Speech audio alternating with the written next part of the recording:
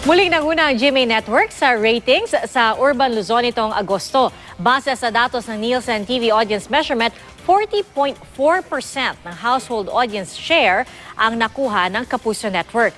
Mas mataas ito ng 7 points kaysa nakuha ng ABS-CBN at lamang ng 34.1 points sa nakuha ng TV5. Mas maraming Kapuso shows din ang kabilang sa top 30 ng pinakapinanood na palabas sa Urban Luzon at nangunguna dyan ang primetime telefantasya na Encantadia at nasa top 10 naman ang Magpakailanman, Kapuso Mo Jessica Soho, Descendants of the Sun, Pepito Manaloto at 24 Oras. Mas malawak ang sakop ng 3,500 sample size ng Nielsen TV Audience Measurement kumpara sa Kantar Media na may 2,610 lamang. Pinakamarami rin ang 31 kumpanyang subscribers ng Nielsen. Sa buong bansa, sa Urban Luzon matatagpuan ang 77% ng lahat ng urban TV households.